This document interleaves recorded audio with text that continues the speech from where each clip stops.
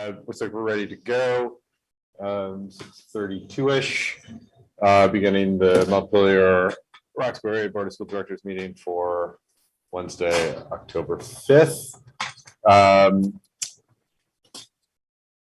First order of business is public comment. I see Chris is here, and there's a few people on the phone. Looks like James has raised his hand. Anyone else on the phone want to speak? If you understand the raise hand function, go ahead and employ it. Otherwise, take yourself off camera and give a little wave. Can I just ask before we start public comment? I don't think we got the warrant. Is that part of the consent agenda? Because I didn't see one come through. So maybe that process for my finance buddies, that process we talked briefly about last board meeting around having a different process because the auditors pointed out that we're not out of compliance, but we were out of order in terms of consecutive with days and stuff. So Christina is changing that process up in response to what the auditors were telling her. And maybe it wasn't even in the consent agenda, and I just got used to seeing it. And it's not. And so never mind. Christina's sorry about that feeling well, so she may not have gotten it to where she needs to be. That's okay. Anyone from the public want to talk? I'll do room first, virtual second. Go for it. And please introduce yourself for the. Sure. Hi, everybody. My name is Christopher Curtis. I'm a parent of two kids in the Montpelier schools, one in the high school, one in the middle school. And I understand that you all are going to be considering the question of improvements to the athletic facilities at the high school. So I know there's been a lot of discussion in town, and as a parent of two student athletes, I wanted to just come forward and share my perspective on it. First, I want to preface this first by just thanking you all for the time and consideration you've given to all of this. I know it's been a lengthy process already and likely to be lengthier still. And there are no easy answers. So, and I also realize that the public schools are here to serve all of our children, and they're here primarily for an academic purpose. So what we can provide for kids for their athletics and sports are all good for mental health and other aspects of their educational experience, but it's not the sum total of anything. We have huge issues to address throughout the whole district, and I really appreciate all the work that you all do. So thank you for that and for your service on the board.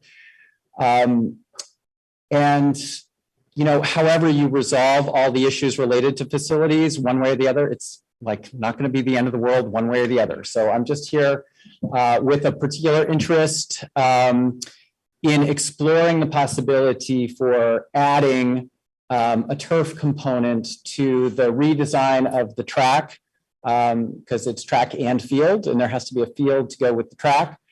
So I assume that no matter what happens with the redesign of the track, something is going to happen with the field, whether it's a grass surface redesign and refill, or whether it's a turf. And I understand turf is being considered. My kids have very much enjoyed experiences in other locations around the state, accessing turf fields. They've benefited from that use and the expanded seasonal use of turf fields. And I think that there's a lot to be said for having that kind of a surface available to students that would lengthen the seasonal, playing time available for all sports. And I think too, it's a huge investment in the track, which is, I understand, long overdue, and I support. But I think in looking at the numbers of students that avail themselves, and anecdotally and talking with other athletic directors around the state that manage both track and field infrastructure, the fields just get far more use. It's year-round use because kids will come in the wintertime and literally shovel the field so they can play.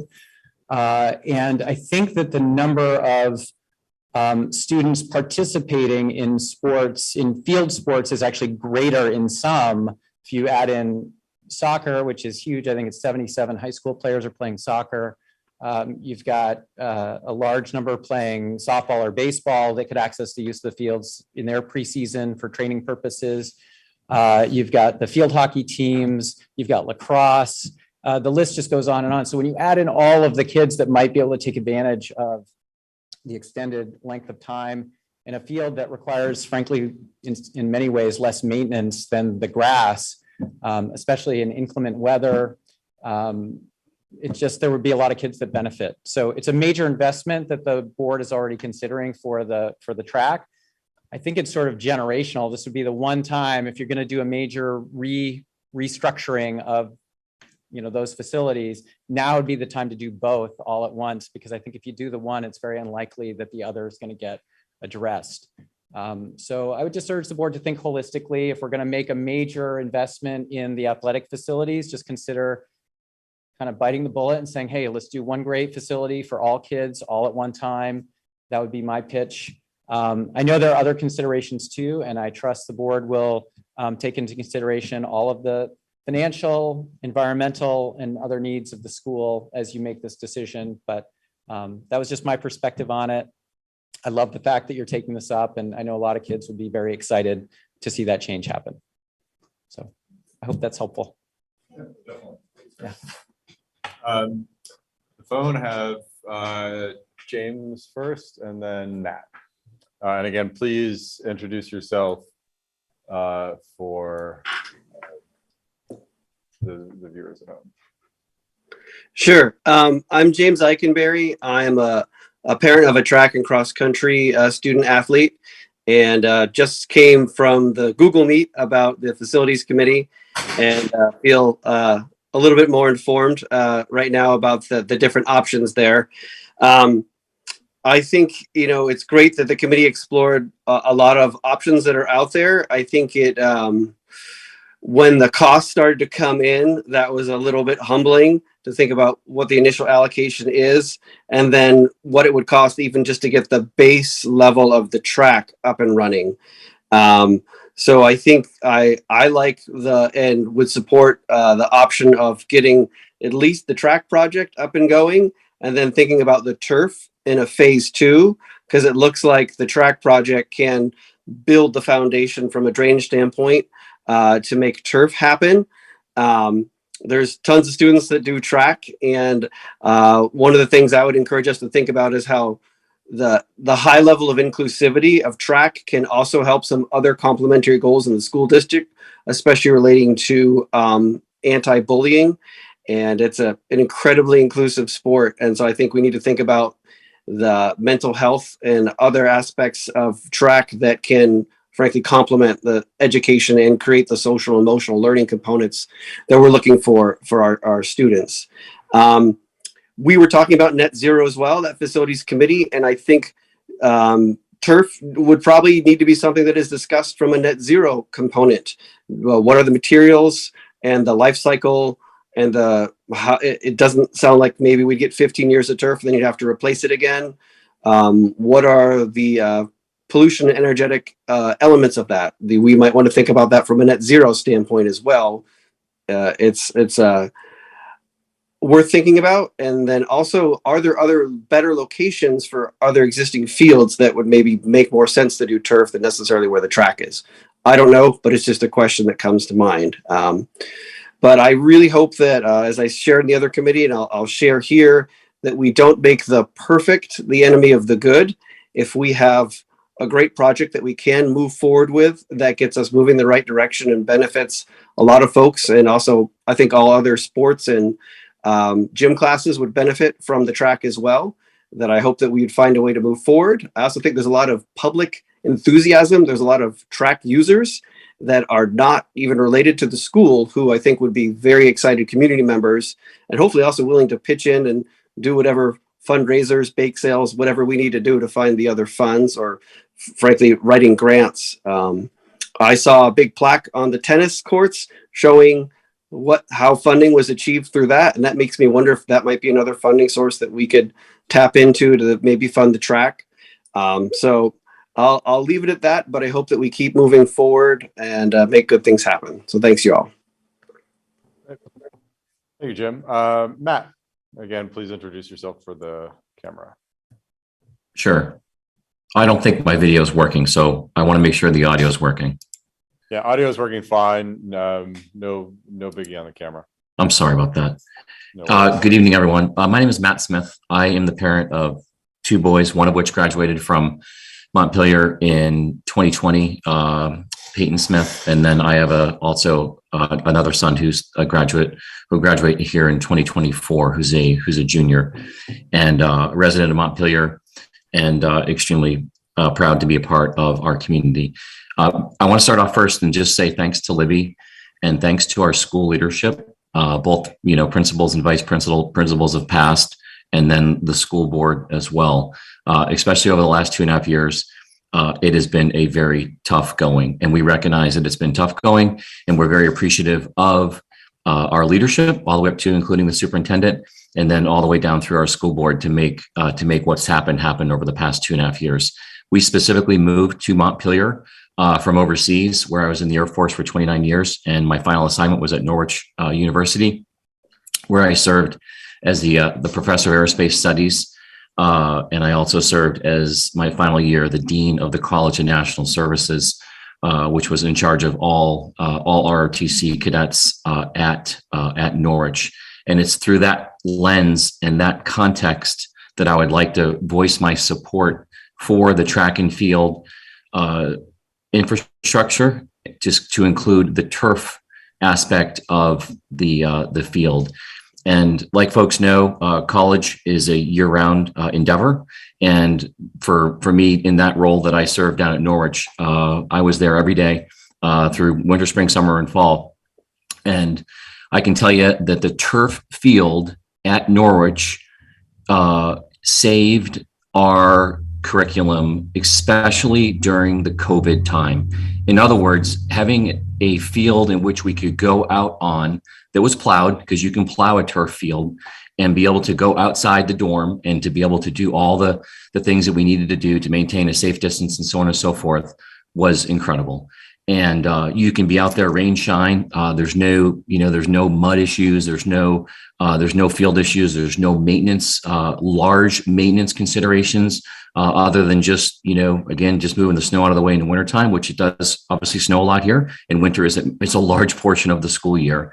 And I can tell you, just from the leadership role that I was in at Norwich, and having utilized that field nearly every single day from about mid-August till about the second week in May, it was a game changer. And I can tell you, again, being a coach, both at the middle school level here in Montpelier, and assistant coach helping out our baseball coach in the high school, I can tell you that the fields have been a struggle. And I applaud Matt Link and his efforts, and also some private donors to make the fields, much better. The fields writ large, to include scoreboards for, Peyton Smith Field.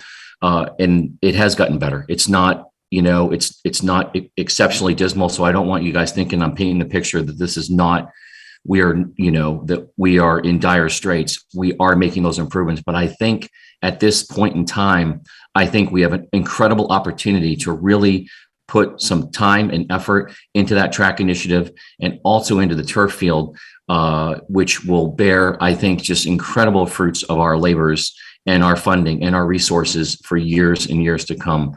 And it'll also take pressure off the other fields and allow our limited maintenance resources that we have at the school. And Andrew LaRosa is one of my favorite human beings, who's amazing, who's going to give a presentation here, shortly. And without him, we wouldn't have a lot at this school, just like we wouldn't have a lot with all the other, folks that are support our MRPS. But I just wanted to unequivocally, support this proposal. And I look forward to hearing from Andrew. And again, thank you very much to our school leadership and our school board for their leadership. And I know sometimes it's a thankless job, but I just, from my perspective, my family's perspective, I'm very thankful to be here in Montpelier and being able to be a part of our community. Thank you very much for your time. Great, thank you. I think that concludes public comment. I don't see the hands. Oh, a bunch of people showed up. Yeah. You guys want to talk for You guys public want to comment? talk? Now's your chance, guys. Well, you could also email us. You don't. Yeah. You have an opportunity now, but we will. Yeah, I mean, he covered it pretty well. I would say, like, even though I'm not gonna be here for it as a senior, like, I think a turf field for the kids coming up would be incredible. Like, so many different sports teams could use it. We could practice it all the time. We could like relieve like pressure on the other field. Like the backfield that we practice on sometimes is like really hard to practice on, with like the bumps and the divots and whatnot. And so we've resorted to going to Dog River and practicing there. And half of it has a baseball field on it, and people don't pick up their dog poop on the field. And we have to bring a shovel from home to scoop the poop and put it away so that we can practice on the field. So having a turf field to practice on at our school would be, like, I think really beneficial for a lot of our programs. Yeah. Anybody else want to?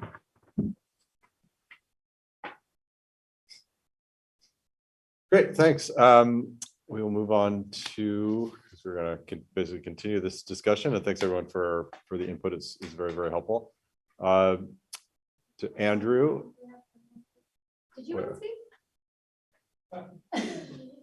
We don't have to force you, Jay. Yeah, we don't have to force you. I mean, I'd be happy to, my friends.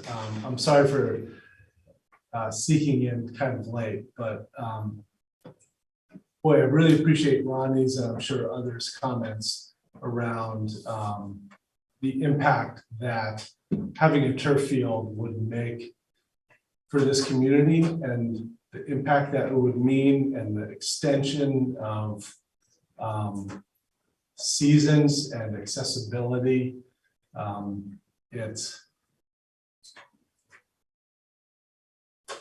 know that there's a lot of questions either way, but I appreciate how this is something that doesn't necessarily impact my family, but I think about future generations. Maybe my youngest would benefit, like maybe, but at the same time, I realize that giving this outdoor space to our kids and making it available to them could just have a really significant impact. And I want to say, as somebody who has dealt with and struggled with priorities and managed how do we spend public funds, right? I think that there's an opportunity here to realize the community good here, and whether I leave it to you to decide what's the best way forward. But it seems to me like this is I think that this investment in doing a turf field is the best investment for our community. So does it necessarily have to come from the district budget, or is it something that could be bonded for? But I do think that there could be support. I'm confident that there would be support from the community because it has such an overall benefit for all of us, for all of our kids to move forward with this. So I just appreciate you considering this. I get the investment piece, but know that I think that there is a broader community support around it. okay, thanks, Jay. Thanks. Anyone else?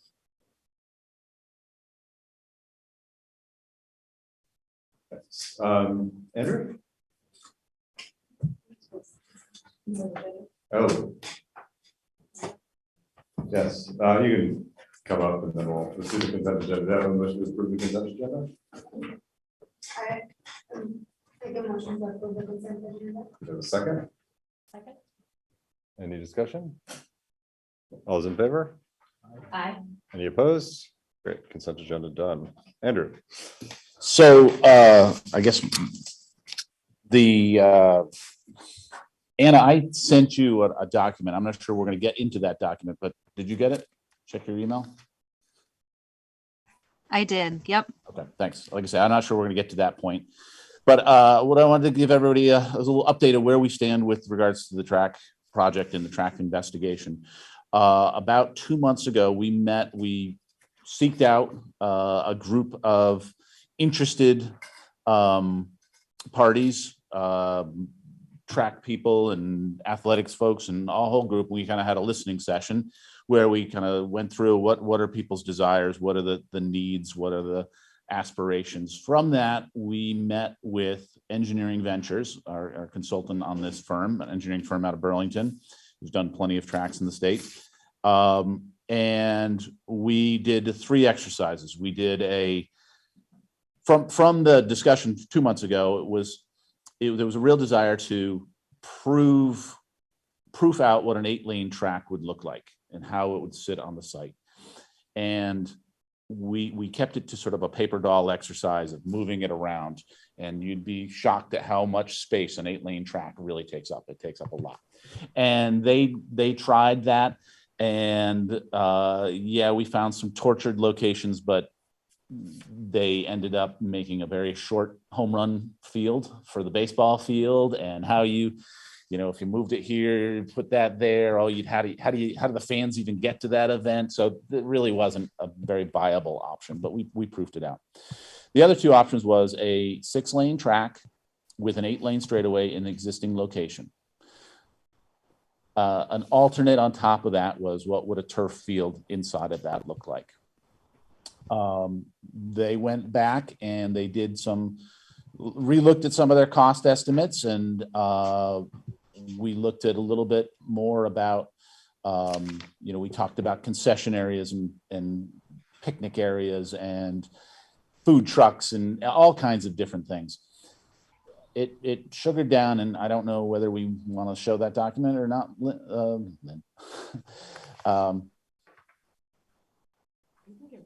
If you want to show it, we'll show it. I'm happy. Anna's got it. Do you want to? Okay. So when it all sugared out, we looked at, Anna, can you bring that up?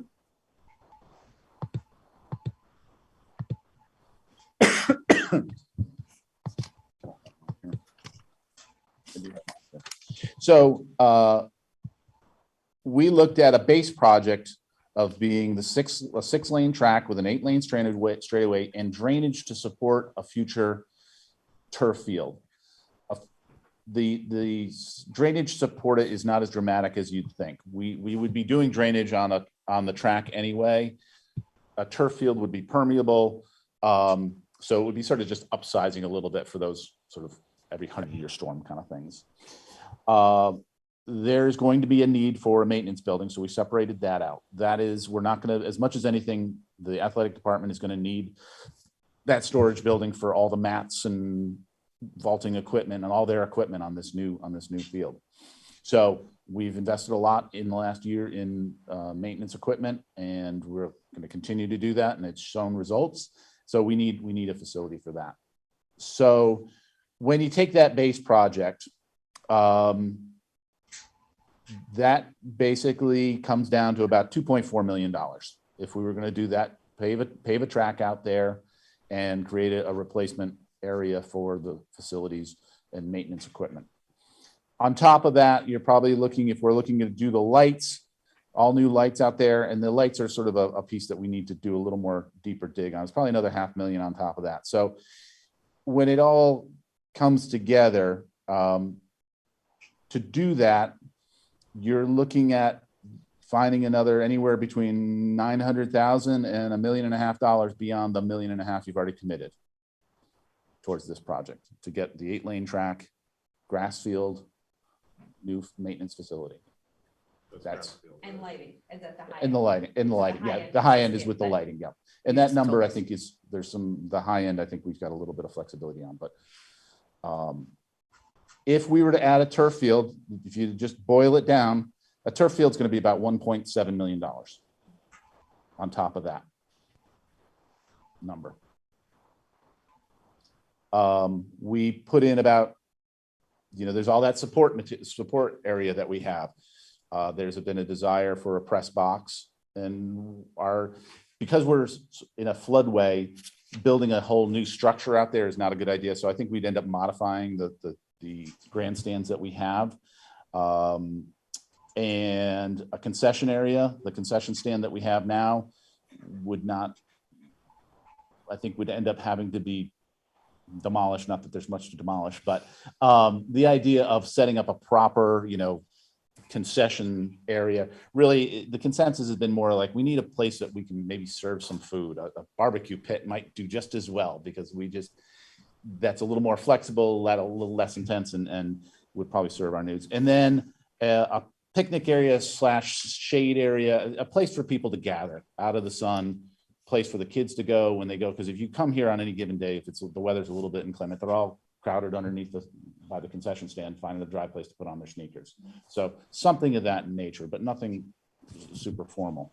And then again, the lighting piece. And that number, I think right now, the engineers and I talked, we think that number is a little bit artificially high right now. It's just big pieces of metal being shipped long distances. And I think that number might actually come down a little bit. And I think there may be some incentives that we can track down on that sort of thing. But that all in, if you looked out there and it was new lights and it was turf and it was track and it was concession and it was the whole Megillah, you're like 5.3 mil. And so that's about 3.8 above and beyond the 1.5 that you've already committed.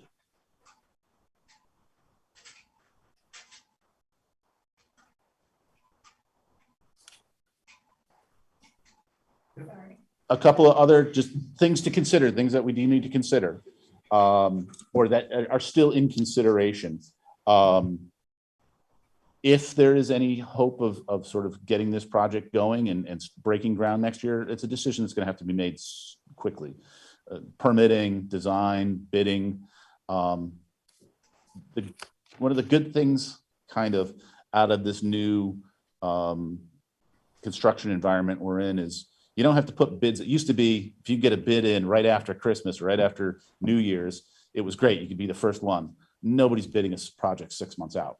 Nobody's going to commit to the price. So you actually have a little bit of flexibility, but the bidding environment's a little bit odd right now. But the other thing that we'll have to just consider moving forward, just so people know, we will probably lose a season either at the beginning of the project or the end of the project. Certainly for track, probably for one of the field sports. We either have to start the project early so that by the end of the summer, we can get our surface in so you can start the following year running on the track, or we wait until the school year's out, we build our road and basically have to wait until the next spring to do our paving. Now, that option, I think, actually helps us with regards to the soccer or the lacrosse season because it doesn't really impact. We're really just waiting to get the surface in, but we probably wouldn't get done until pretty close to the end of the school year anyway. So we're going to lose that. This is something to keep in mind, and we'd have to go through that. The turf field, it's the maintenance of it and the replacement cost of it. This is a surface that, as James, I think, had mentioned, was this is a surface that's going to need to be replaced in 15, 20 years. And it's going to be replaced at about half the cost of that insulation. So whatever the future value of $800,000 is in 20 years, we're going to be looking at that, and we're going to have to do that. Track surface, again, is sort of 10, 15, 20 years. That is not nearly the replacement cost as the turf field, just because you're kind of just laying a new surface over the old surface. Just to get clarity on the costs. Yep. Track, no lighting, about 2.4 million. You add lighting, you get 3.1 million. You throw in a turf field without lighting, you're at like 4.7 million. You throw in a turf field with lighting, you're at like 5.3. Yeah. 5.3 also includes the concession. Yeah. And I just wanted, because to some degree, the turf field absolutely, because what we would do is if we waited to do the turf field at some point, we'd build a bridge over our track. So trucks can go over it to move things out. And that's going to be not a very tall bridge or a very long one, but it's going to be strong. Yes. The press box concession picnic, we can make that happen. That's nothing pivots on that one. And the same thing with the lighting. The lighting And our lights aren't broken. Our lights aren't broken. So it's just, they were put up in 73, so it would be nice to get something a little more energy efficient out there and all that, but we could do that. That's outside of the track, so that's why I kind of broke those out. So then in terms of like available funding and commitment and timeline. So we have 1.5 million right now that we have committed, which puts us about $900,000 short of the smallest project. And if we do the 2.4 million first, can that be done? It sounds like it can. I just want to make sure. Can that be done in a way that would allow us to do the other projects later? Yes. So we could stagger this. Yeah, that's why I broke them out like this. Yeah. And so we could either figure out the funding later, or, I mean, would it be, and you might not be the person to answer this, might be Christine. Yeah, the obvious funding source beyond what we have is a bond. How does the timing of a bond square with the timing of moving this? Well, it's an interesting chicken and egg thing. Yeah. You know, do you design a shovel-ready project while you figure out how you're going to pay for it, and you've risked the money you've invested in design, but when you get the money, you're ready to go. So that's kind of that piece you need to figure out. I may be talking completely, I'm I- channeling my I inner I Grinch remember it right takes a now. little while. Yeah, it does. Like they take a don't little they while. don't just I mean, the IB has to get it approved, but Yeah. there's hoops with the banks. Oh, how long to go out and put it Get a together bond. and Yeah. that process. Yeah, I think we'd probably be able to do it by town meeting day, but I would, before. yeah, I think that's a few months kind of thing. You have to get real enough numbers that people are confident that what you borrow is gonna complete your project and all that, but it's not, it seems. Yeah. Could you be a little bit more specific on the need to make a decision soon? I don't think you mean like in 2 weeks from now, but do you mean by the end of If I the was calendar year? channeling my inner civil engineer, I would say, yeah, if you're gonna build in a floodway, you got permitting that you're gonna have to go, and you have to have a design that's pretty well sorted before you go get those permits.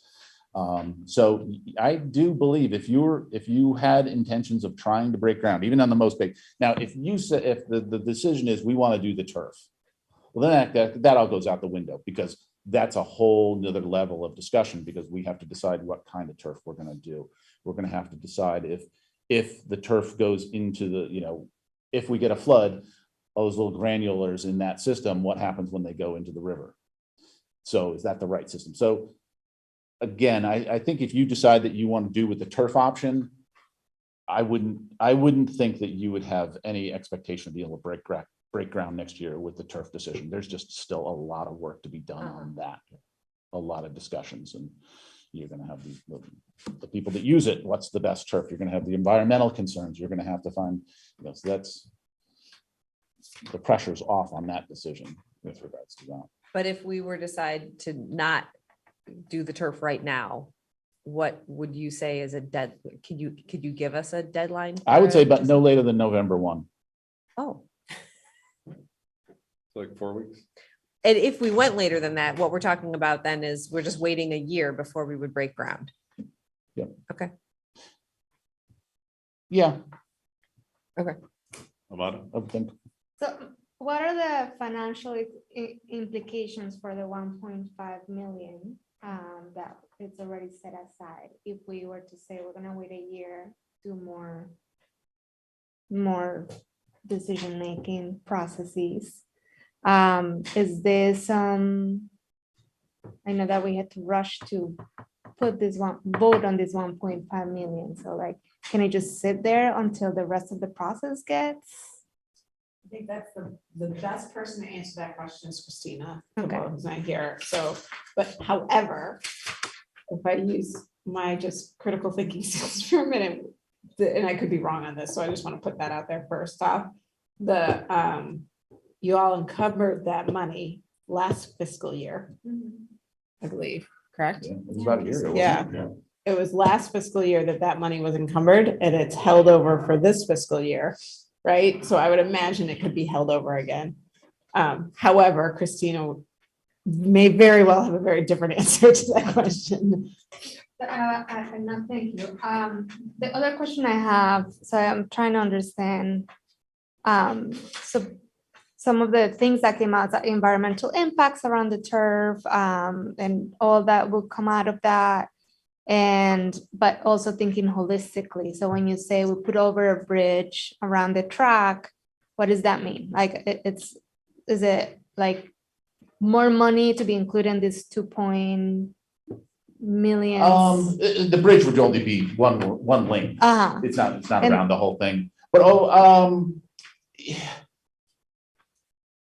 It certainly is going to cost more to do it later, and you have to work around things. You can't just go clear the site and do it. So the 1.3 million that we put in here was, there are firms that it's what they do. It's almost a turnkey type system. They'll engineer the whole thing out. There's pros and cons with that. The pro is it's all done, and the con is it's done by somebody who knows where, and when there's a problem, who are you calling? So our engineers would be happy to design it for us, but they'd also be happy not to have the liability of it. So I think I think you absolutely would have to add a little extra kicker in there. What that kicker is to do it 5 years from now, is this just the inflation, or is it inflation plus a little something? I'm sure it's inflation plus a little something, just because it's the logistics. Construction is all about the logistics. The building's the easy part. It's where do I pile this pile of dirt while I try to build here? Yeah. And if you got to move it way over there versus just over here, that's just time and money. So short answer, doing it all at once is going to be the most cost efficient. Staging it's going to cost more. What that number is, I don't know. So my last question is, if we were to do it all, what is the timeline around bonding? How does bonding work? And what happens when the environmental questions come around, or like all these things through that process? That's why I think it would take an additional, it's going to take, if we went with a turf option, I think there's just so many questions about that, and just the level of sophistication of permitting and stormwater design and all that, that it's just, it's more than just a road that you can run on. Okay. What about maintenance costs for turf, and as opposed to what we have now with just a field? That's a good question. And I would defer a little bit to Matt here, as someone who's been at Sabine Field and has seen what maintenance there is. But certainly there is going to be, we're going to have to, after a season of shoveling, you have to, if you do the sort of typical ones with the crushed up whatever, you got to collect it from the sides, and you got to redistribute it. You've got to clean it every now and again, I'm presuming. But I think it is definitely lower. It's definitely lower. The good thing, this would be a much easier discussion if our soccer field and our main field was bad. If there was standing water and rocks and all that, it'd be a much easier discussion because it'd be no brainer. Matt and Kim have done an amazing job on our fields this year. And that field, there we go. How does it play? It's all right. It's definitely not one of the better fields we play on all year, but it's not like the worst. Yeah, no, and that's yeah. If we said it was the best grass field, we would say, well, why are we replacing it? If it was the worst, we'd say, of course, we're replacing it. The good thing is we're working with Chip Stevens at Diamond Tech, who takes care of the Mountaineers field and U32 and our baseball field, and we're committed to doing a sand layer every now and again to help level things out. We're committed to fertilizing twice a year to get the grass stronger. If anybody who came out here at the end of the year, Tom and Kim were out there augering, for lack of a better term, the soil around the goals and all that to get the grass growing early this year. So it was nice and strong when we came back. Again, it's all sort of anecdotal on my part, but at the end of the lacrosse season, you go look at Spalding's football field and it was in tough shape. came and looked at our field and I was like, yeah, our field looks pretty darn good. So there's going to be some specialized, and there's going to be things like repair, we have to protect that field, right? We're going to have to put a fence around it because, somebody drives, not to say this happens, but somebody drives on a soccer field, you go out there, you rake it up and it's a pain in the neck. Someone goes out and blows donuts on a turf field. I don't know what the repair is for that. And again, that's kind of a insurance as much as anything else, but So, those are the questions we still need to figure out. okay, so, but do you know the comparison? Is the turf field lesser, it costs less to maintain the turf field, or it costs more to maintain the turf field? And what's I don't know, maybe you don't have the answer. The difference, are we talking about $10,000 difference? Are we talking about $100,000 difference? I don't know. Okay. I don't know the answer to that. Okay. The only thing I can, like I said, it's a lot of anecdotes of people who have fields, and I think Matt Link has actually talked to some athletic directors who are speak glowingly of their fields and how maintenance free they are, and you can just go out there and use them. So anecdotally, it's actually cheaper to maintain the turf. Potentially. I think it's cheaper until there's something catastrophic. Yeah. Okay. And how much we mentioned, or I heard a bunch of times it mentioned that it's going to expand the season. Is it year round that we can use that, or is it expanding for 20% more? Well, that gets into that's a good question. It certainly would help in the spring. I mean, we had teams that were chomping at the bit this year to get out there. We if we had a turf field, we could have been out a month before. We canceled 2 weeks worth of games before, lacrosse player. We canceled 2 weeks worth of games because the weather was beautiful but it was still wet and everybody was doing it. So I bet this year we probably could have gotten out there 2 months early or a month early before the April break. The plowing in the wintertime and all that. I'll be honest, I don't know what you plow that field with. My guess is there's got to be a little bit of a specialty equipment to that. And Matt would have to speak to, what are we practicing out there in December? I mean, we're kind of in indoor sports at that mode. So Matt would probably speak to if we did it in the wintertime, what would we use it for? But certainly early spring. Yeah, a couple of commenters have brought up revenue opportunities from a turf field. My understanding is South Burlington was able to generate some revenue. Have you looked into that at all? I mean, is this a project that could over time pay for itself, or at least pay for part of itself? See, the thing that I struggle with sometimes is the fundraising and that's $5 million. That's a lot of tournaments that we don't have a lot of parking for, that we have to pay a lot of staff to run traffic. I'm not sure how much you charge to run a tournament. If you're charging $30,000, maybe it is better. Yeah, if you're charging 30 grand. $5 million. It's 1.6 for the turf, to be clear, folks. It's 1.6 for the turf. It's 5 million for the whole package. I want to be clear. Yeah, but I'm not. We haven't done that analysis yet.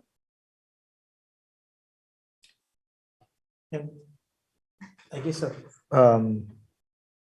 budget question, but if we do go with whatever we go with, that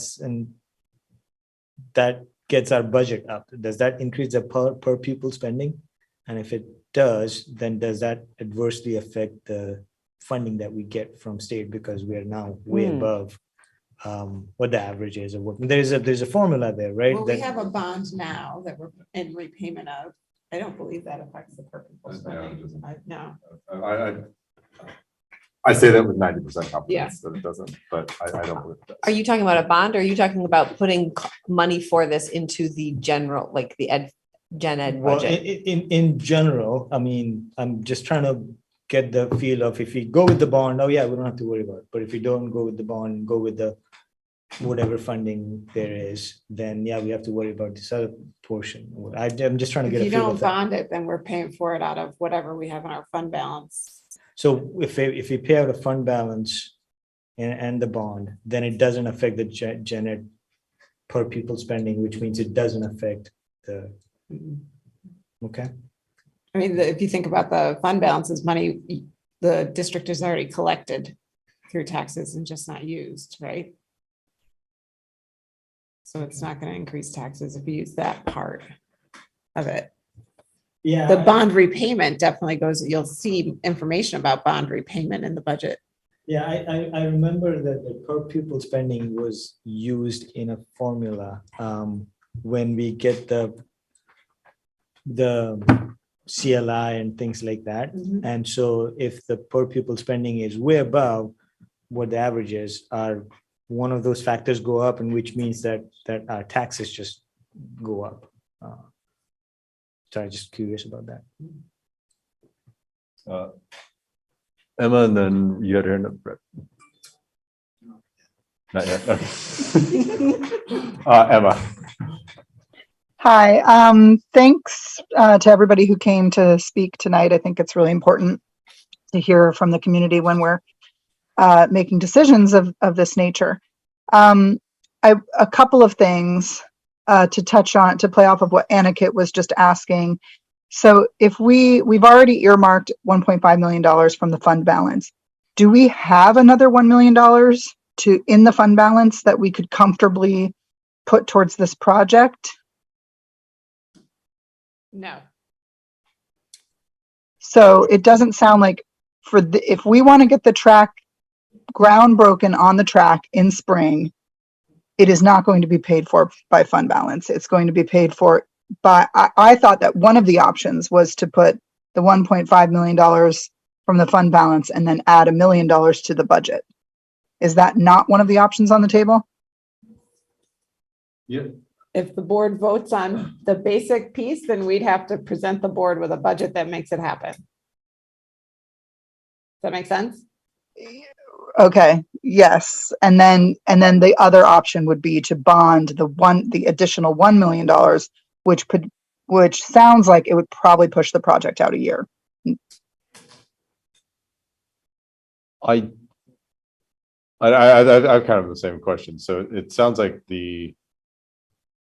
what I'm hearing is that in terms of like getting to the 2.4 million, we have 1.5 million. We'd have to find 900,000.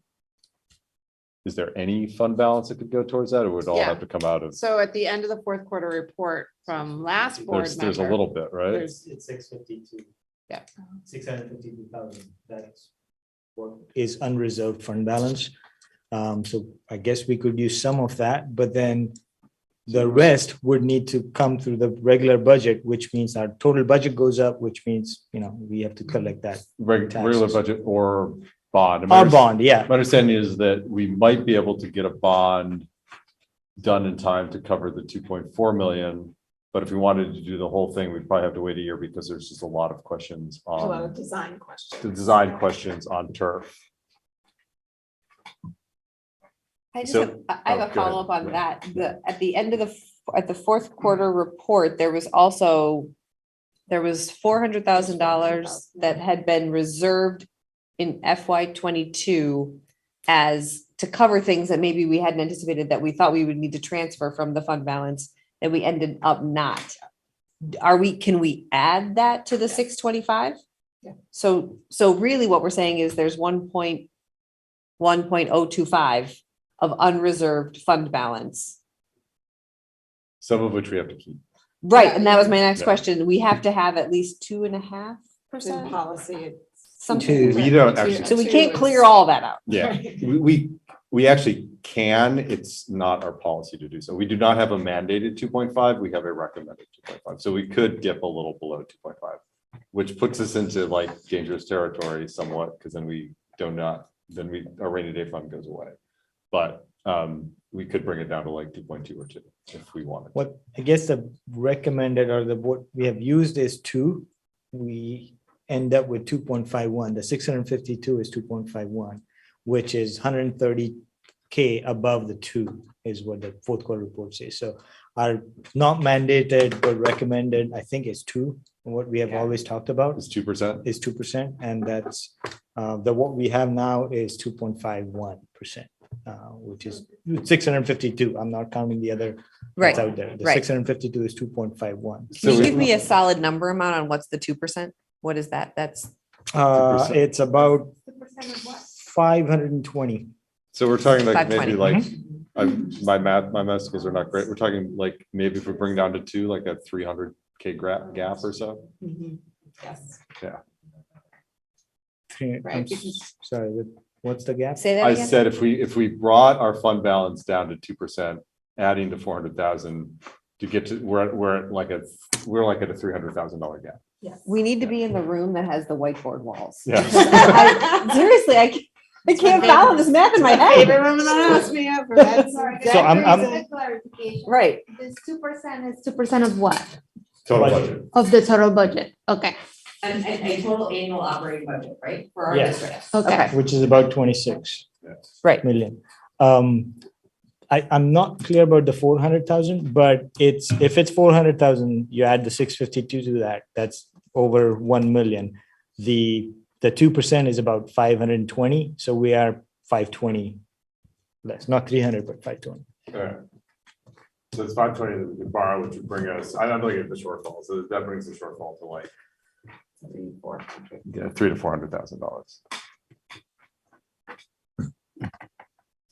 Where's that 400 coming from? I'm sorry. I'm not That's following that. that's what we'd have to make up with general or. No, No, he's the asking a 400. Where's question. in our finance committee report? Were you there again? It was last time? some sort of over, We didn't use it. it was money we didn't use, so it went to the fund balance.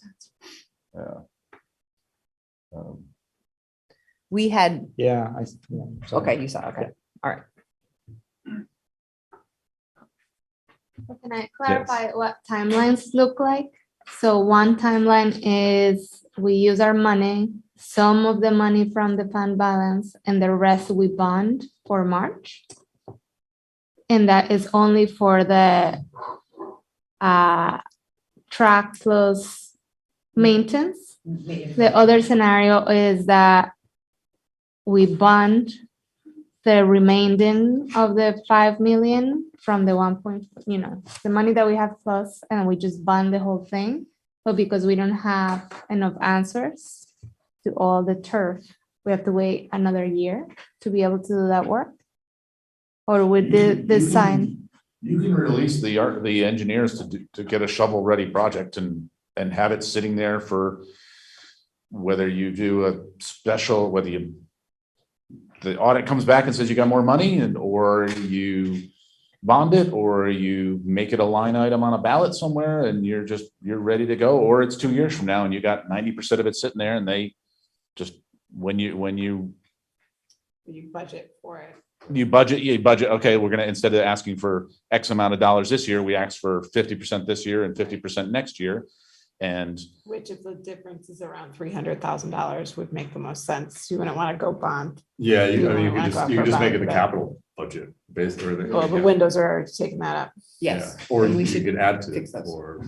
Or you could add to it. Yeah, You could, you could there's ask some for- other differences that you could use We for could budgeting yeah, pieces for that. you could ask for $500,000 pieces of 250. It's ready. Right? What do we know about the waiting? We don't know anything more about the waiting question. So we have potentially a foul storm.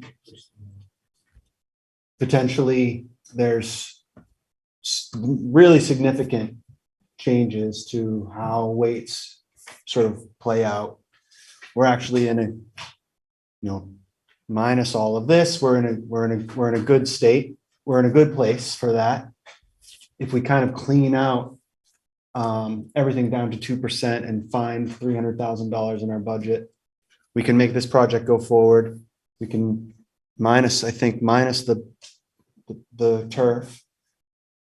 But do we make ourselves uncomfortably vulnerable in the event that the waiting process comes out and really hurts more than we expected? Is that, I don't want to think we want to keep all of the possible sort of pressures on the district in mind. Jim's drawing it right now. PCBs are also another pressure. Yes. Which, PCB testing. oh, Yeah. The board didn't. I'll throw it out there because this is the time to throw this stuff out there. One of the things that you'll see in the facilities report that Anna will be sending around next week, is we got to do a roof study.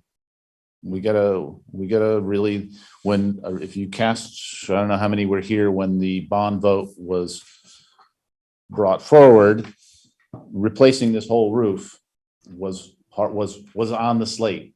Well, what happened at that point was the understanding by the design team was not correct as to what the system could be used. So that the replacement cost went from X to 4 times X. So so our predecessors chose an option that was half X, and they put a silicone coating over the membrane. Well, that membrane is still up there, and it's still old, and it's still shrinking, and it still cracks a little bit, and we get leaks every now and again. At some point, we're not gonna be able to stay ahead of those. I'm not super concerned. I'm concerned about it. We got to get it on our radar. But also, it's the middle school. The middle school addition roof was put on in 1982, or whenever that addition was put on in the 80s. It's a ballasted roof, so the sun hasn't been beating down on it, but it's 40 years old. So that's something that that this year, one of my priorities is to really map that all out and give us some realistic expectations of when we're going to be looking at that. Because this one, when we get a leak, we can go up there and we can find it, and it's easy enough to take care of. Over there, a ballasted roof is a little more difficult to get up there and find the leak and plug it. So I think once that one starts to go, it won't take too many years of it being a real pain in the neck before we got to switch this. Now, luckily, Union's roof is good, Roxbury's roof is good, and most of Main Street is good. So, but. I have a question just about like order of operations. So like what comes first, the permitting or the bond? I mean, if you're gonna launch a bond on something, right, you're trying to drum up public support for things and you want to know that you have a project that's doable. I don't know what kind of hiccups could come up in the permitting process. I don't know if you foresee anybody, but I'm just curious, like, do you kind of cross your fingers and hope the bond's going to come through, and in the meanwhile you kind of just have the permit process underway? How do those two things interface? They would very early on, the engineering team would go to the permitting, the jurisdictions in question, and say, this is what we're proposing. What do you see? They would not go blindly and hope it's going to pass. They would work very closely, very early on. And we would hire a cost estimator in December to say, where are we at? What are we doing? And then we'd hire another cost estimator again in early February, so that before you put in your warning, we got the best information we have, and we put a 10 to 15% contingency on that. Now, luckily out there, also the other thing to let you know, we've retained Stone Environmental to do some environmental testing out there, make sure that we've got clean soils and we don't have to worry about that sort of thing. They're also doing that at the middle school playground, just so as we go over there, we have a sense, we know it's sort of a proactive measure.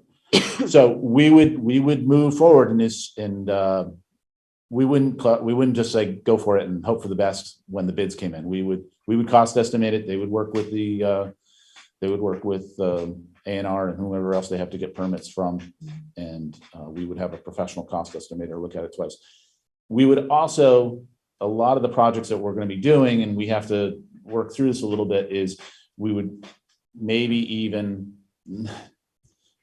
depending on the funding, we would get a construction manager involved as early as possible as well, that can help us with the cost, that could actually really say it's not the estimator, this is actually how much we would charge, and work with the design team possibly on this project to say, okay, well, let's do it a little differently. This one's a little bit different, that I think maybe just probably a straight bid would be the way to go on this, because there's really nothing. An asphalt road's an asphalt road, and nobody's got a different solution to 3/4 inch crust stone and 3/4 inch crust stone. It is what it is. Do we have any reason to believe that the soil might be contaminated, or that became quite an issue? Not here, other than it's contaminates the wrong term. And I'm getting a little bit above my pay grade here, but it's urban soils. We could have taken the soils at Union Elementary and spread it out on the State House lawn. It was not dirty soil. It was soil that was in an area that was designated urban soils. And take this all with a little bit of grain. It's soils that are in downtowns when they used to burn coal and have it was the soil that's here. And the real restriction is we couldn't take that soil and bring it to the stump dump. We could spread it on the courthouse lawn, but we couldn't take it to the stump dump because it wasn't designated the same area where the soils came from. We believe this is a green site. This is there wasn't anything here before the school. So there's really no, other than sort of just the residue coming from the air, but there's no burnt down buildings or old coal storage bins or anything like that here. And again, Main Street, it was a neighborhood. So I don't think we would find any of that kind of stuff, but it was a little neighborhood that was burning coal for 100 years. So. I was gonna say, I lived behind Main Street for a while and we had our soil tested. It was actually pretty bad. Yeah. But that's why we work with engineers in the design of things. So we balance the site. So we don't come up with a design that says, okay, we got 200 yards of soil to get rid of. We incorporate it into the design. So you don't have to get rid of it. Right. I guess how does the bond process work, first of all? And secondly, has there ever been a sort of dual bond process where you just put to voters, would you like to fund 1.8 or would you like to fund 3.8? I don't know. That's not really. No, we wouldn't do that. We would make a decision before then. We get the community input beforehand. And I'm gonna admit that I've never gone through a bond process. Jim, you have, as a former board member, or before the Montpelier-Roxbury public schools came about, because I came in, Andrew and I both came in when that bond was being realized. So when construction had started 5 years ago. So neither of us were here for how the board went about that process. Yeah, and the other thing I remember is it took a little bit of time to align all the pieces. Yeah, but in thinking back to my days of doing these sorts of things is you really tried to, you went to town meeting day to say, do you want to do this project? And the town said, yeah, we want to do it. And then you had the business manager got to work with the bond bank to have the bond ready before the contracts were signed in the spring. Yeah. What's the downside of waiting a year? The cost, yeah, Could go up. it's just gonna get more expensive. Uh-huh, And it's just a year of not being able to use it. right. Joe? I was just wondering, one of the main reasons we were exploring the turf field or doing things to the interior field when the track project first came along was we thought it would provide some like efficiencies if we're already moving dirt and we have machinery. Is that reflected in this third column? Do you think that's captured or is that presuming if this was a standalone? I think that project? goes to her comment before, like, is it fundamentally going to be more expensive to do it in 2 steps versus 1? Yeah, I'm sure. Right, but is that what we're looking at? No, this is if you want to add it on this project, Okay. 1.3 Okay. or the 1.6. And would that expense, because it sounds like it's just not practical to do, like, we don't really have the option in terms of where the design is to decide to do the whole thing in a year, including the turf. No, and I think this is a major project and you would want 3 turf reps coming in here and talking with the athletic director to say, this is what it is, and saying, this is our knee injury report. And we would like to, whatever, when they come in and say, yep, our little granules are safe for the environment. And we say, well, this is in South Carolina, this is Vermont. So our level of what's considered safe might be a little different. Prove it to us, what really is in these things. And the river is going to cover it at some point. We all know that.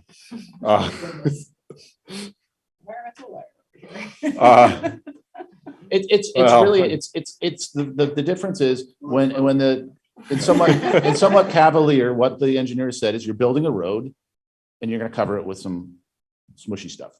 That's what the track is. It's building a road and putting some, so it's not that big a deal.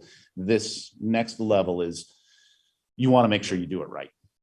So kind of my follow-up question is, if the advantage to moving on the track portion with the option to do the turf field later now is cost, do the efficiencies of doing it all at once make up? Is there a likelihood that it could make up? Do you like fight, the do you ever cost win savings? against inflation? I Yeah. don't know. My guess is it's, Hard to predict. I think it's hard to predict Right. because if there was a hard answer, everybody would outweight inflation just by the nature of people build. I mean, look at inflation now in construction and people are building like crazy, you know? Yeah. Now it's a little bit different here because we're not making money on this, so. And when are we gonna know whether we have to tear this building apart for PCBs? We are not slated to be tested for PCBs, Andrew just said, for a year. I think the first buildings start in No, 23. they've already tested they've already tested. No, 6 our buildings. buildings. Our buildings. Yeah, no, we've gotten our schedule and it was, I think that 1 or 2 of the buildings are next summer and the other 2 are the following summer. Montpelier High School and Roxbury are the 2 that are up first. Yeah. Because of the date in which these buildings were built. And So summer of 23. that's what they told us. However, they have already pushed it. Back. They have They've only figured done 4 out. buildings, I think, so far. They've done 6. 6 is what it is. Doesn't the state have funds to support if there is a change? They did put 2.5 Yeah. million. Nobody can access that right now, including my friend Mark Tucker down in Cabot School, who's can't use his gym at the moment. They had no plan on how to get that money out to schools, and so it's just sitting there right now. And Tom Flanagan in Burlington would really like to access some of that money too. And he's not gonna, like that money will be gone with the first rounds. They tested 6 schools, That doesn't 2 of seem very whom much had money. PCBs at a higher level than the state put. So chances are that money's gonna be extinguished before we get to it, before we test.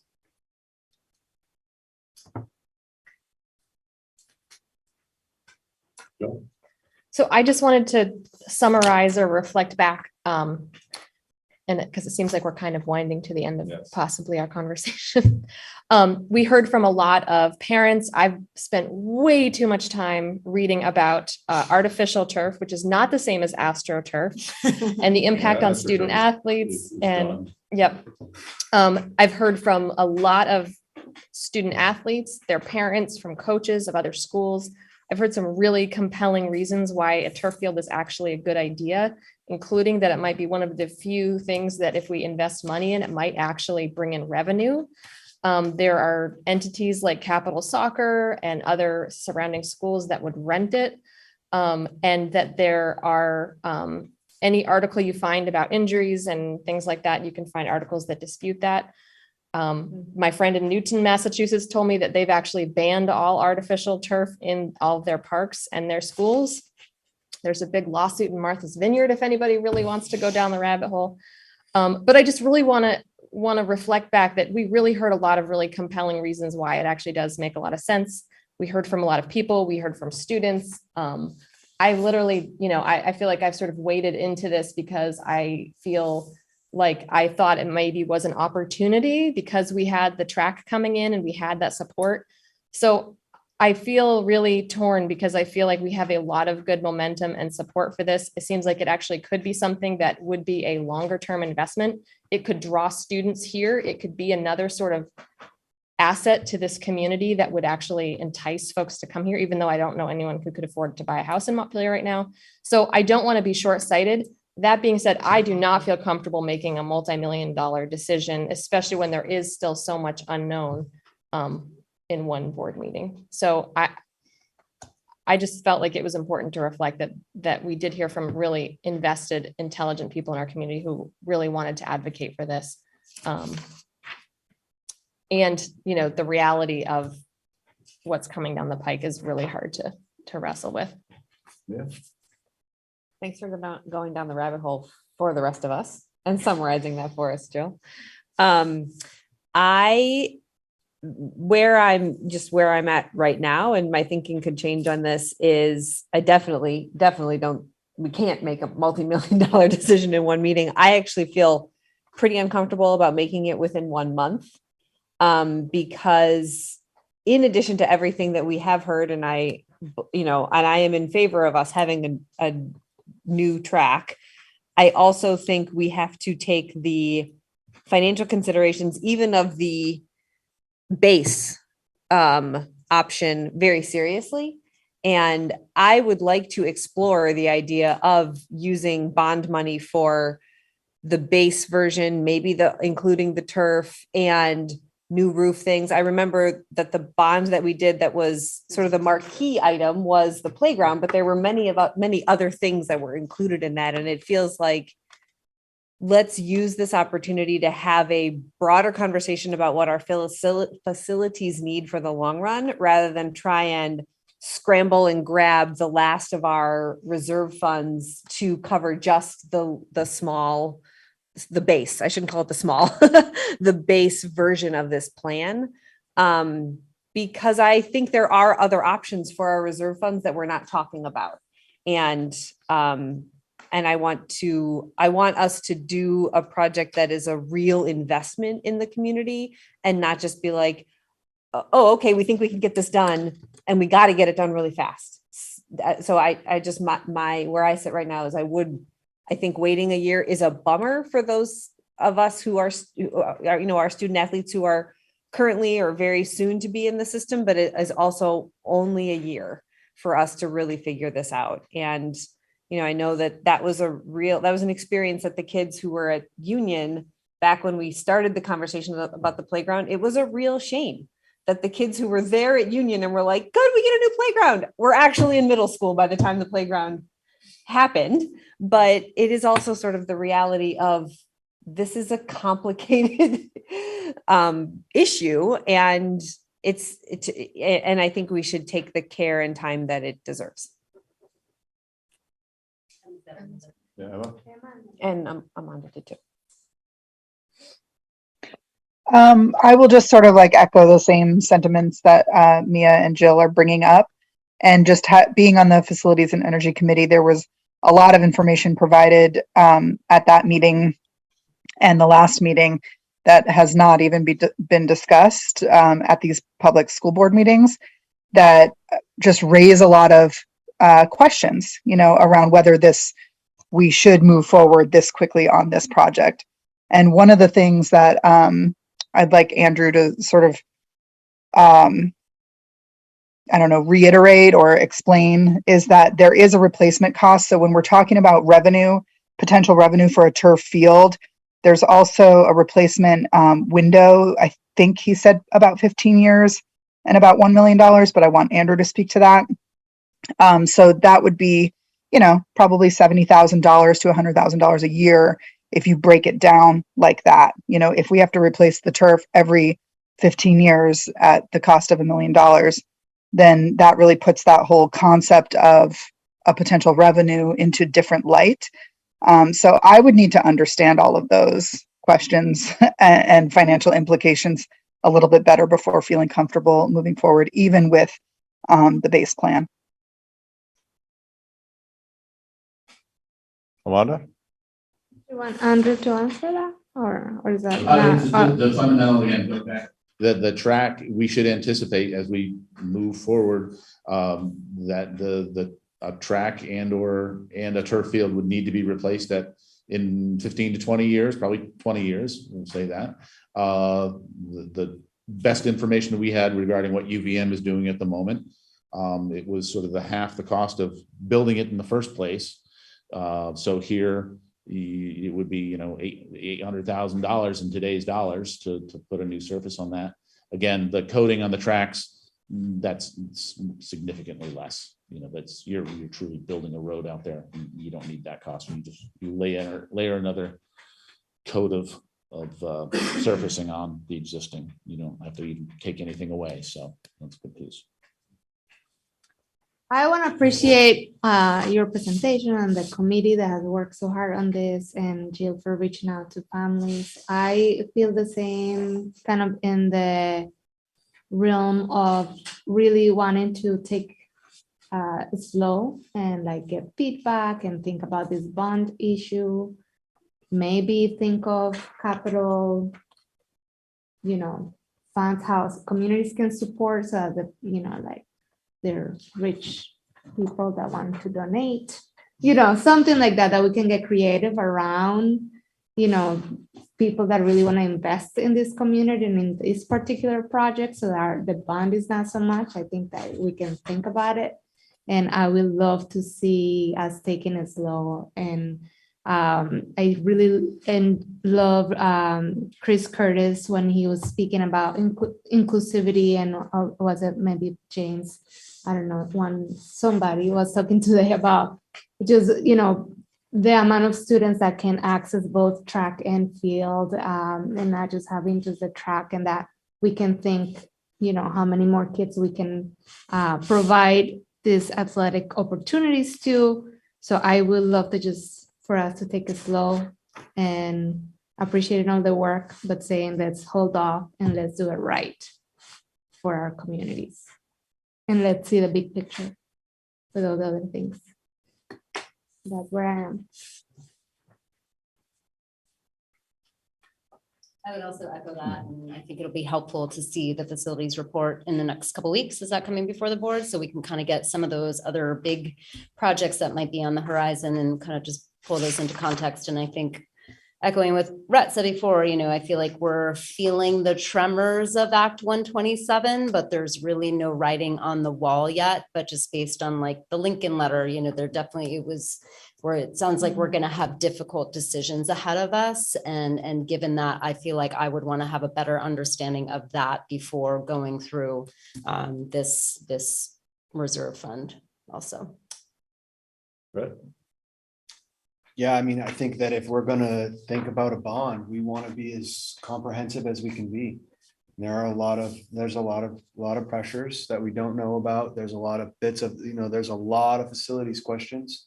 And I think that if we're gonna ask for the community to make a big investment, we want to be as comprehensive and stable and sure-footed and confident in what we're presenting to people as we can be.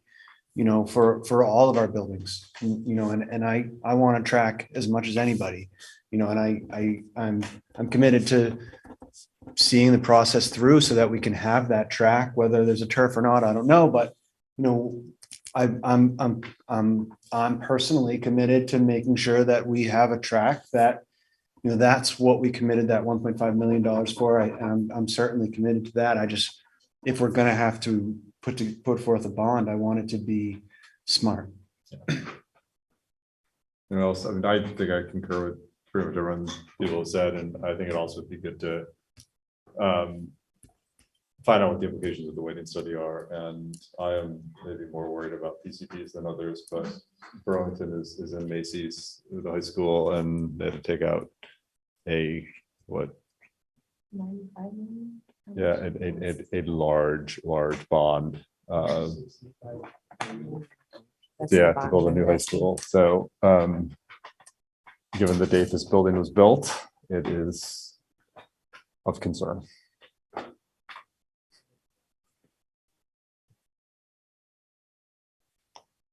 So in terms of I have for next steps for us to work on, get some more information about the bond process. Yeah. And what goes into that work, and then thinking about it, next board meeting will help as well, because you'll see in next board meetings is Andrew's annual facilities report. So you'll get a broad overview of the facilities, and we can start that thinking of, if you're going for a bond, you might as well go for a bond. And figure out what else is in that. Absolutely. Yeah, no, we should not use a bond for one thing to fill little holes. Yeah. Or one thing. Yeah. It's funny when they passed the bond here, was that $5 million? It was 56 up in Winooski, and it was 75. The original one for Burlington was 75. And if you just broke it out square footage wise, we should have asked for a lot more at that one. Was sort of relative to, we're just being a little too modest at that one. But Andrew has said more than once, if he and I were in that process, it would have been different. But and it's something that, with this last couple of years, this is the new phase, right? We have to focus instead of just sort of playing defense. We now, with regards to facilities, have to start playing a little offense and looking down the road. We were looking right in front of us the last couple of years. Libby, could you add to the list of next steps? I think if we're going to take the time, it's worth exploring, as Andrew said, having 3 turf, companies have a conversation with Libby. Should we start that now or not yet? Not yet. Okay. No. We will. Okay. If we go that route, we decide to go down the bond route, then Yeah. I those think- conversations. Yeah, will happen. absolutely. Okay. Yeah, no, absolutely. Once we, this was that first sort of, let's look at the size of the cake here and. Yeah. I think it's wish list time. If we're gonna do a bond. If we're gonna do a transformative bond, let's do a transformative bond. I agree. Yeah. I agree. We're gonna look at the forest, right? Yeah. See what kind of trees that we need, and so the bond, I would be interested in learning how it works with Roxbury too, like how bonds work. in Yeah. terms of like that. And then, They work like your mortgage.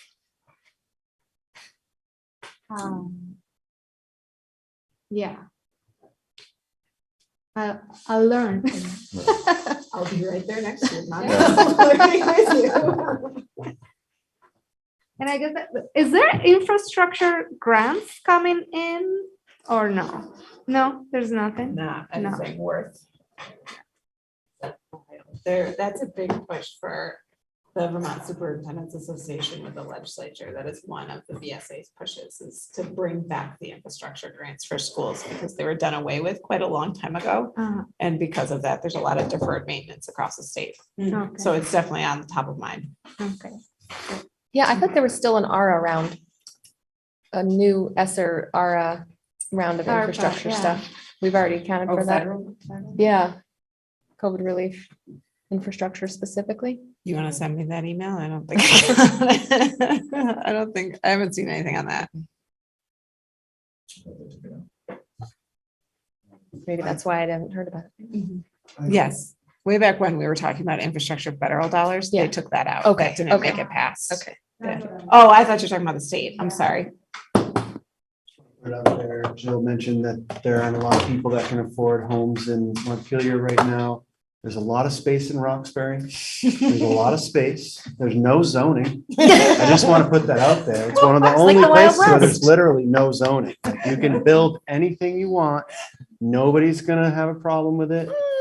There's a beautiful little school there. We take care of it, for young kids. And As then your long as kids that would- school is strong, Come to this high school and eventually Yeah. a gorgeous track and beautiful. Yeah, there's a lot of space. Just saying. good PSA there, Rhett. Thank you. One last thought around, you know how like the Montpelier just bought that country club? Has the school district ever collaborated like with the city council around like types of property like that? Like, it's so beautiful to play soccer over there. Well, it used to be. Andrew, that just made the exact same face. Libby can speak more to this. I mean, the city and the school district used to be combined, and then by statute, we had to separate. Yeah. And we still work with them a great deal. We use Dog River Fields, they'll use our gyms in the winter times, things of that nature. But we're separate at the moment, and we're separate by statute. But we still have a great relationship with them, and we help each other when we can. No, but I think you're right. One of the people who had mentioned that we have less fields than we used to. And it was true that part of why I think the community supported the purchase of that property was the idea that there would be community rec fields that could be used. So that might help also alleviate some of the challenges here if we can use that the way we used to use the rec fields. I mean, long term. And the little kids are playing soccer over there. And it's beautiful. It is beautiful. I wonder about how we get our athletes there Yeah. for after school practice. But I mean, we don't have to have that conversation right Yes, now, yeah. but it's a good point. I think Matt's done a great job especially with getting rid of the mud lot, that we have that extra field here for the middle Yeah. school. So we've tried to get everybody here, and it seems to be working pretty well. We do use the Dog River, but the Dog River site isn't maintained as well as Clearly. fields. Yeah, Yeah. but not much flat land in Montpelier.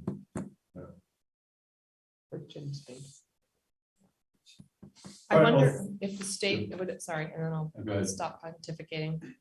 There are a lot of parking lot spaces that we used to fill up as state employees that remain empty. I'm one of the few state employees in my building that comes in. I wonder if there is like a potential down the road to turn one of those parking lots into another field. I mean, it's just wasted pavement.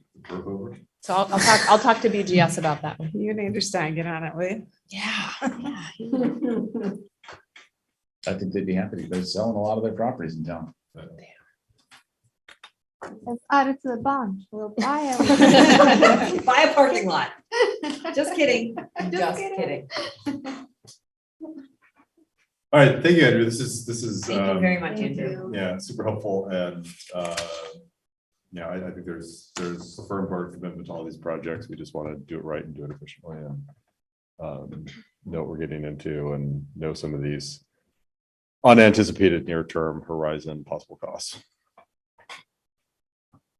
There'll be a quiz on the facilities report, so make sure you read every one of those 78 pages. I did last year and I will this year. Love you, love this. Sooner it comes out, the better I'll study it. So we have equity committee update. Who's You want to take the gonna- lead on this? Krista, Kristen? or- Yeah, so we have been looking at, the SBA released a small grants opportunity for equity projects. And we've taken a look, and one idea that we have that we wanted to get some feedback on was pursuing a process to arrive at kind of a working, shared understanding and definition of what educational equity is in our district. And such that, we have our DEI policy. It doesn't necessarily have like a stated definition of educational equity in it. It sort of gets at it in a couple different ways, but, thinking about that just as collectively as a group, so that we are really kind of working from, the same starting point when we're thinking about, utilizing our beloved equity lens policy review tool. And that, so we're starting from just a common place of understanding what equity is and what it looks like in our district. And I think that would then kind of really, I think folks might feel like they have a stronger understanding then of why we have the equity policy review tool, and just kind of center that. Our committee did a lot of work on that, and I don't know what its kind of status is and being used elsewhere, but I think we'd love to see that, just have a life beyond the Google Drive. And so we're hoping to just get a little bit preliminary feedback from folks. Do you think that's good use of the grants? Are $5,000. It is due October 17th, which is fast approaching. But they do ask for us to get some board input, did you get the go ahead from your board? They would like for us to also, have you had a conversation with your superintendent, and is this in collaboration? Does it feel like this is a collaborative effort? So that was our big update, and we could always send it around if people want more. What would you spend the 5,000 on? I think facilitation. So okay. having, like a couple, ideally 2 to 3 workshops, and say we were thinking it wouldn't be ideal to stretch it over, weeks and months, but, try to accomplish, some kind of intensive workshop activity in, over the course of 4 to 8 weeks, and trying to arrive at that definition. So yeah, outside consultant to run a process.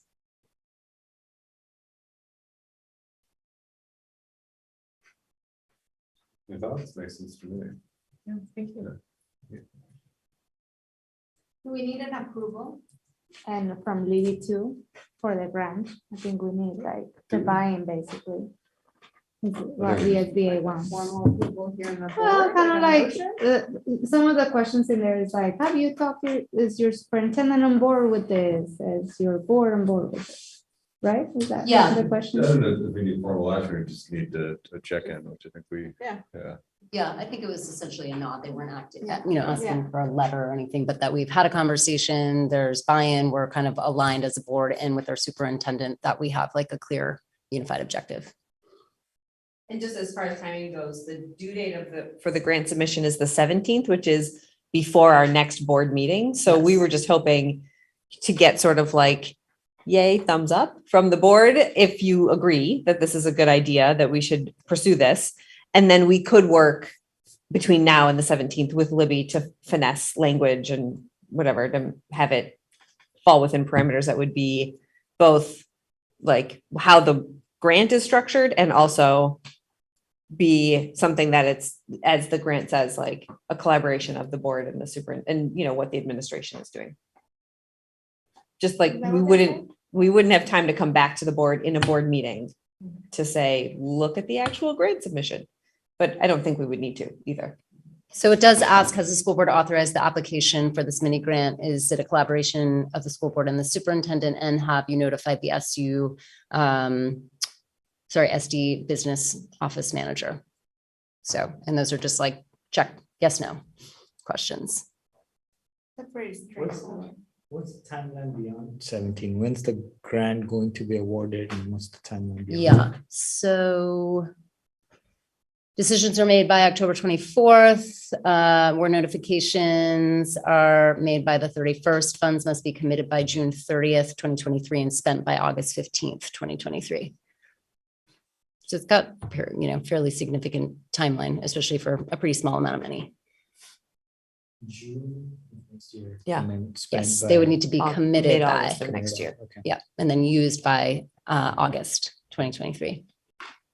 So it would give us the time to find someone, Mhm. make a plan for what the, what it would look like. We So- have a concept right now that we feel pretty good about, but it gives us the time to solidify that So if we got them. yeah, so if we got the grant, then we would look at doing something in spring or summer next year. Okay. Just trying to get a sense. Everybody feel okay with that? Blessing. Okay, great. Thank you. Good, thanks, Kristen. Sure. Bullying prevention discussion. I could apply this is to, Yeah, so I just been thinking a lot about, I know that a lot of the community members are doing, Dr. Hauser and the Old Brain Big Long had a little webinar or like Zoom meeting just to hear about, what people thought as what we can do as bullying. I didn't listen to it, unfortunately. But I know that we had some parents that sent us some comments and what's her name? Forgive me. She's what's her name? Adrian sent us like a little chart of what some of the ideas that they had. And I thought, so I've been thinking about like what our role is.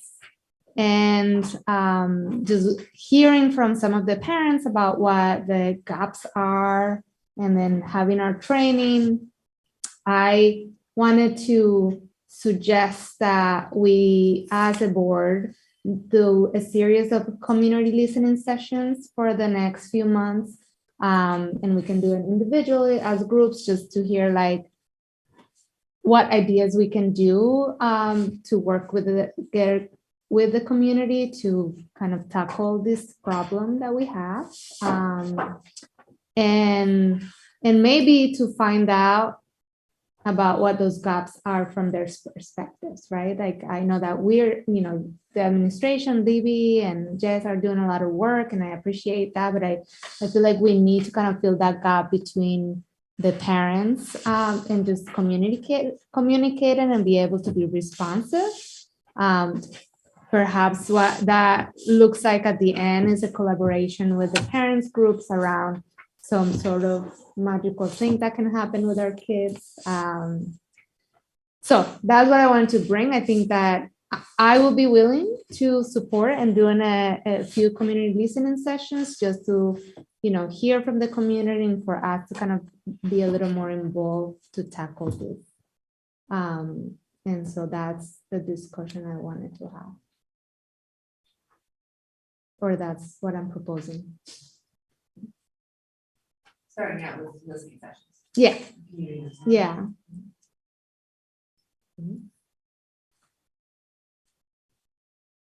I'll just say, I think that's a great idea and I would also be happy to sit in on them or help organize them and attend.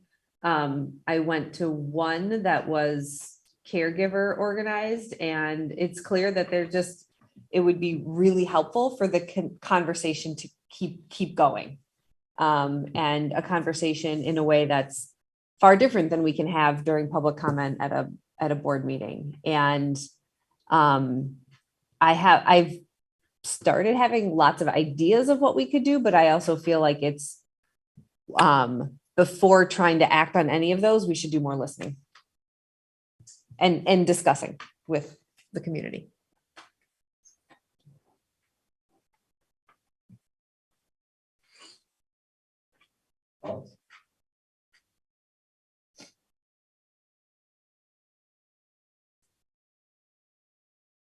I can share that Rhett and I are going to be having a community listening session out in Roxbury in a couple weeks on October 16th. So it's certainly one of the things that we can, mention, ideally, I think it's inviting people into the room to have them bring things up that is, is current and happening for them. And also, mentioning that we're aware of, there's been some dialogue of, and that we're available.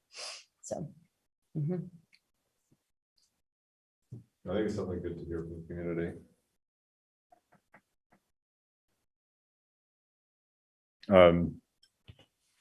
Sounds like you want to take a lead in putting those together. Yeah. Among a few board meetings ago, when we last discussed this, you floated the idea of some outbound communication. We hadn't like solidified anything. And it strikes me that one thing we could do that would be in conjunction with this and almost like an invitation to join them would be an op-ed in the local papers. That is we recognize that this is a problem and we want to do what we can. I don't know exactly what it would say, but something like that. And it could conclude with an invitation to join these anyway.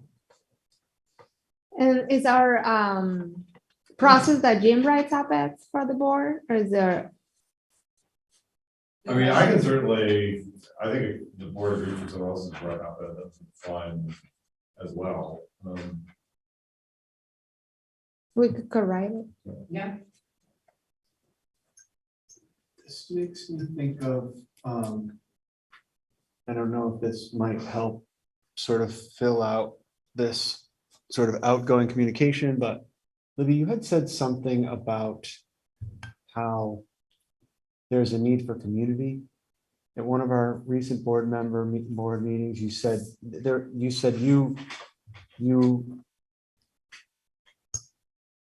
the phrase learning loss is out there, and you feel like it's more of a community. There's a loss of community.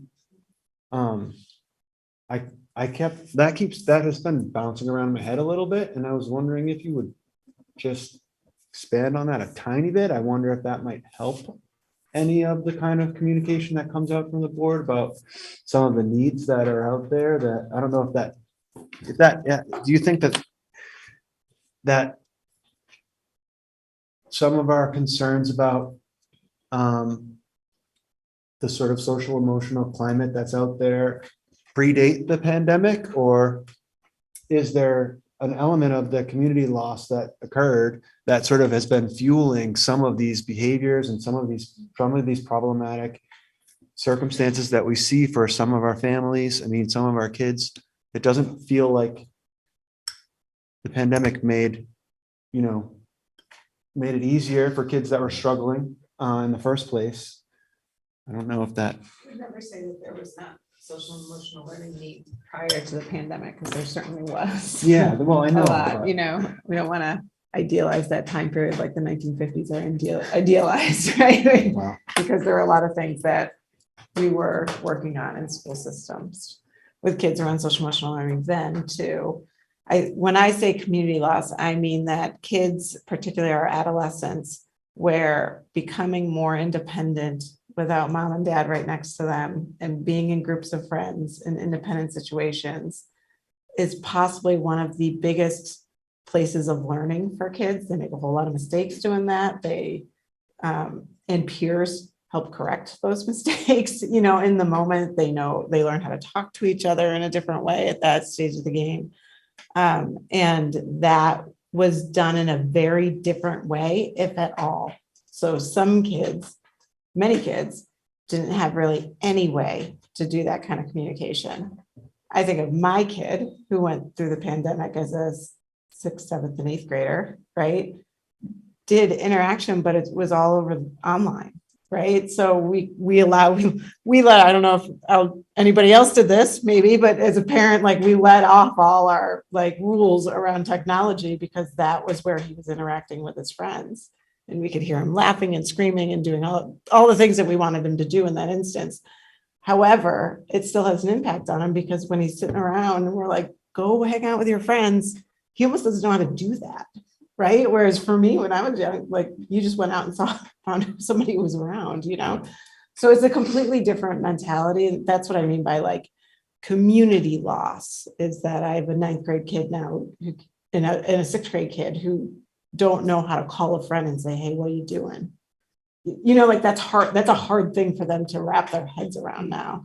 And that's just my kids who've done pretty well and, you know, throughout this whole thing. So I think that our kids now they're coming together. We didn't do a good enough job last year when there were less restrictions in place with no pods and all that kind of stuff of anticipating that they were going to need more restrictions, right? We tried to make it as if there was no need for that. And there's still a need for it. And then we slowly have to scaffold them back to knowing how to interact together.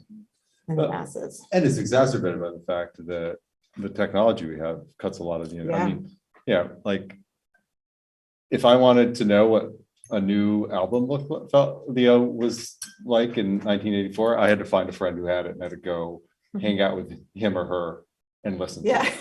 I couldn't just press a button on a phone. Yeah. Like, yeah, if I wanted to call a friend, I would have to call, I'd have to probably interact with another family member, like a parent. I would have to like have that conversation. I couldn't just send a silent text. If I wanted to know what my friends are doing, I could not look it up on Snapchat. It's a whole different world. There are so many social interactions and opportunities for social learning that have just been killed by this device. Yeah. It's a whole different world, and it was exasperated by the pandemic.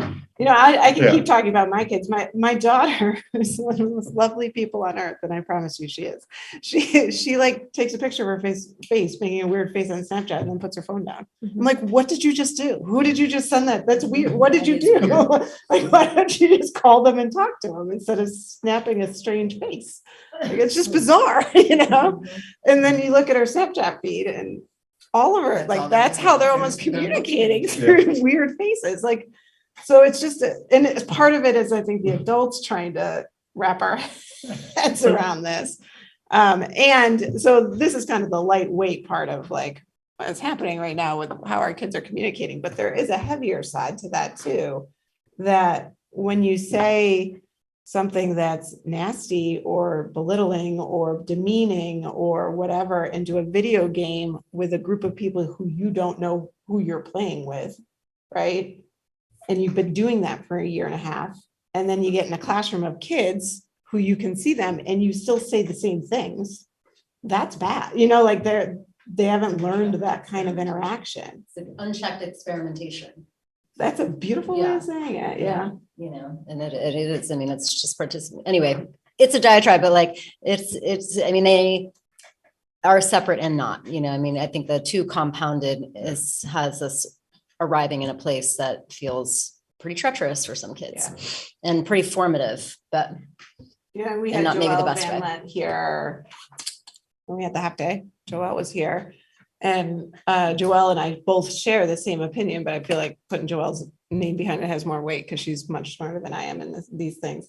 She's like, the kids are going to come there. It's going to come around. You know, they're going to settle. That we're going to, you know, our first graders or second graders or third graders are back in where they should be in school with friends, you know, learning how to do this kind of thing. So it will settle down. And what do we do in the meantime with kids who are making some decisions socially that are not appropriate?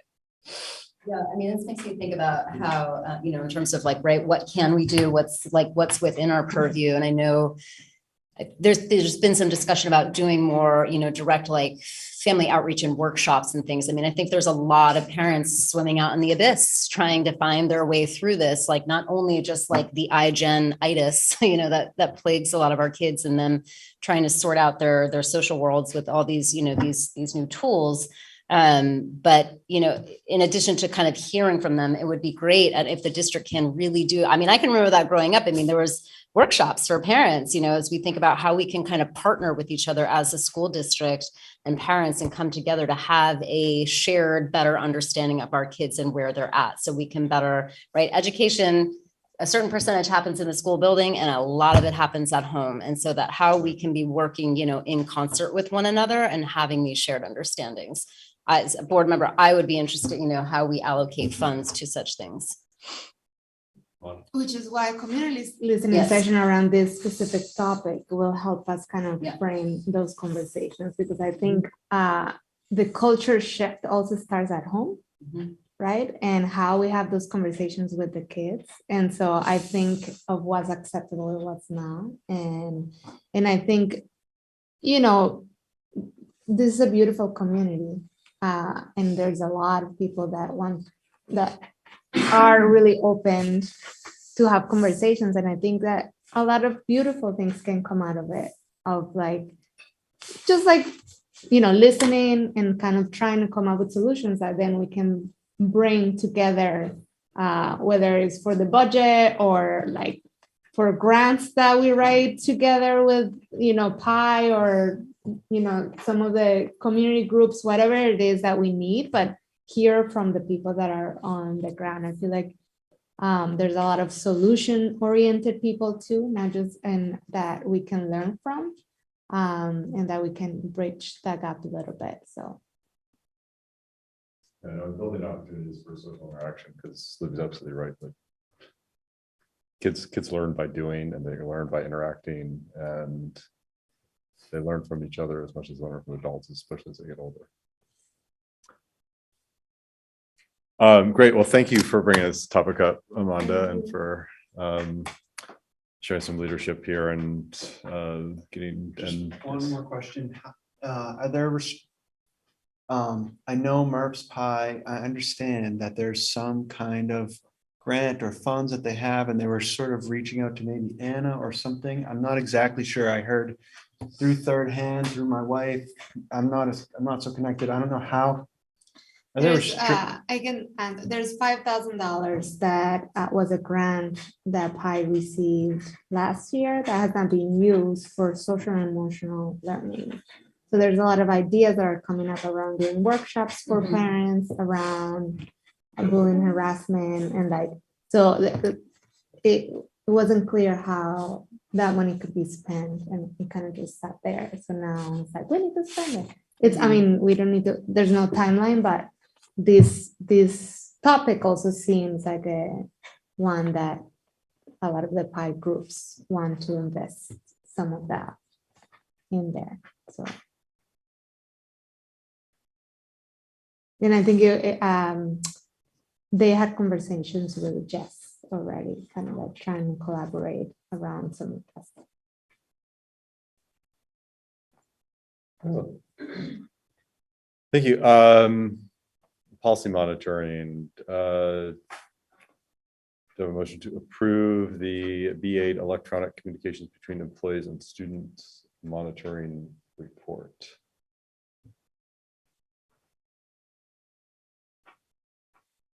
I make a motion to approve the monitoring report. Do I have a second? Any discussion? All those in favor? Aye. Any opposed? Great. Executive session. I put the language in for you. I put it on the agenda for you. All right, I got this. Doesn't it need Thank to- you. This looks like it's combined into one motion, don't they? Don't we need two motions? First, Oh, you may. Okay, you can do it in one motion. No, you need you to. too. 'Cause this is the first one. This is the hard one. The second one is just to go into executive session. Okay. That we can remember. Okay. So I move that the board make a specific finding that premature general public knowledge of the positions that the board may take in upcoming labor negotiations would clearly place the board at a substantial disadvantage, and therefore the board votes to go into executive session for the purpose of discussing labor negotiations with its employees and personnel matters. Do I have a second. All those in favor? Aye. Aye. Any opposed? So now I move we go into an executive session. Yes. I move we go into an executive session. Second, I second. all those in favor? Aye. Any opposed? Great. How do we bring Emma into the executive sessions? Okay.